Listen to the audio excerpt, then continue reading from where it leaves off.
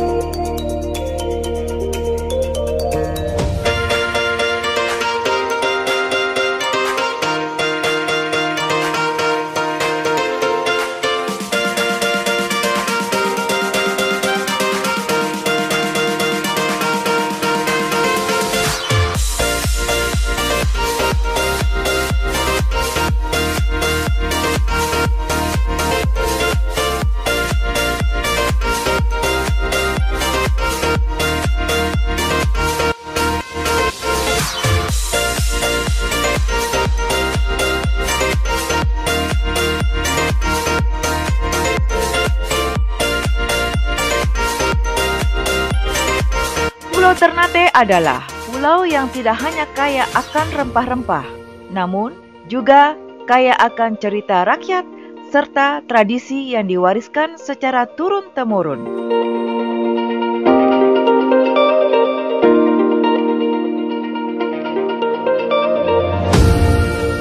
Salah satu kisah rakyat Ternate yang menjadi legenda dan dikenang hingga ini adalah cerita asal-usul terjadinya Danau Tolire.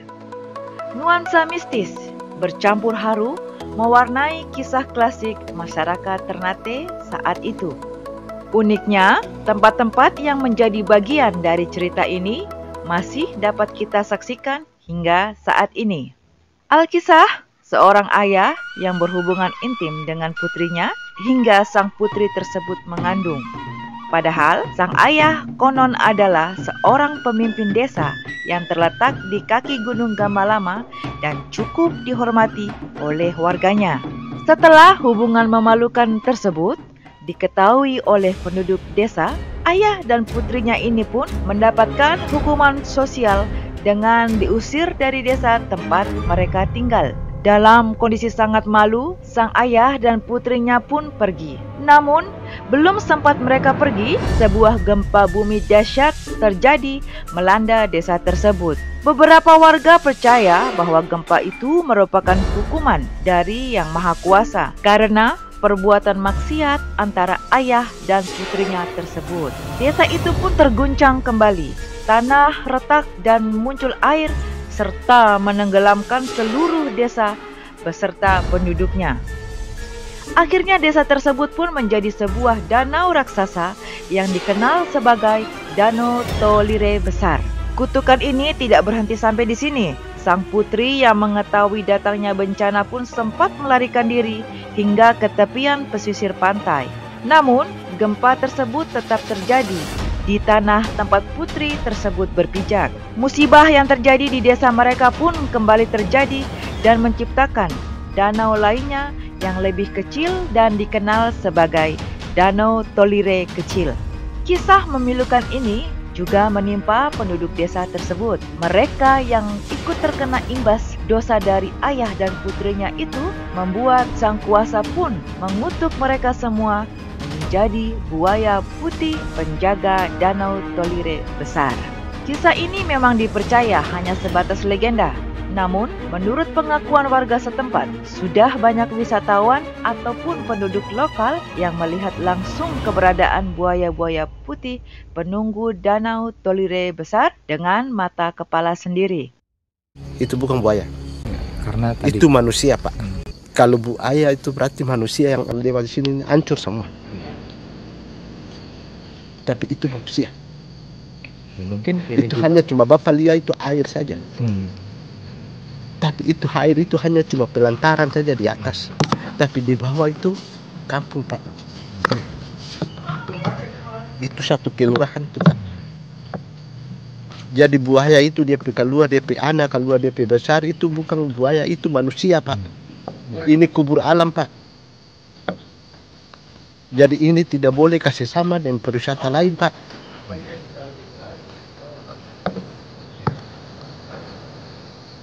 Kalau pariwisata itu manusia yang cipta, tapi yang ini alam yang cipta. Dikutuk.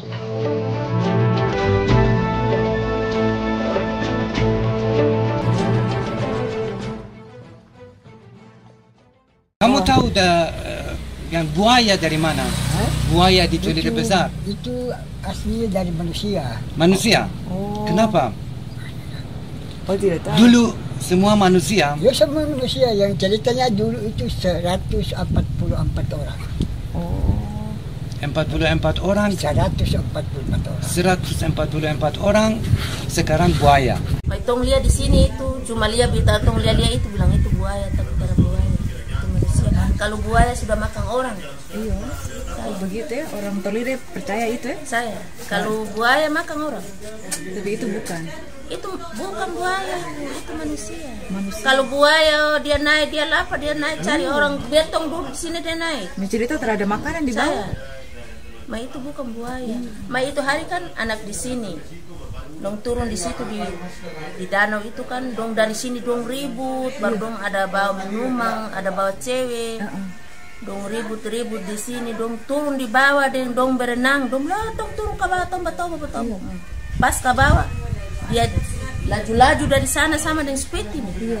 Kamari itu tong di sini bilang itu dia peringatan. Kalau dia makan, kalau buaya biasa-biasa, terkebur itu. Ini kan tong di sini bilang itu leluhur orang. Iya. Sejarah. Jadi itu cuma dia kurang dia petangan sedikit dengan lutut itu saja. Tapi masa rumah sakit.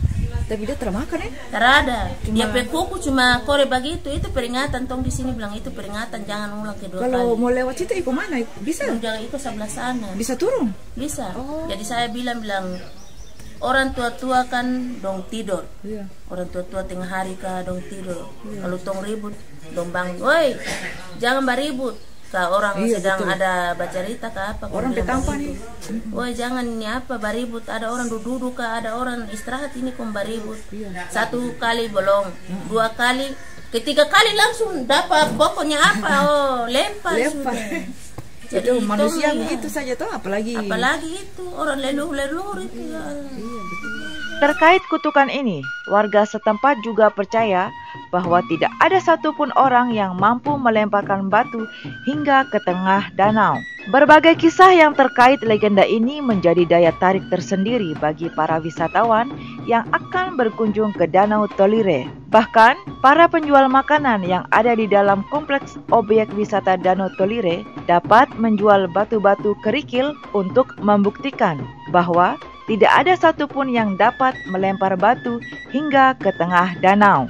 Biasanya, sejauh apapun lemparannya, lemparan itu hanya akan berakhir di pinggir danau dan kembali ke tebing tempat berpijak.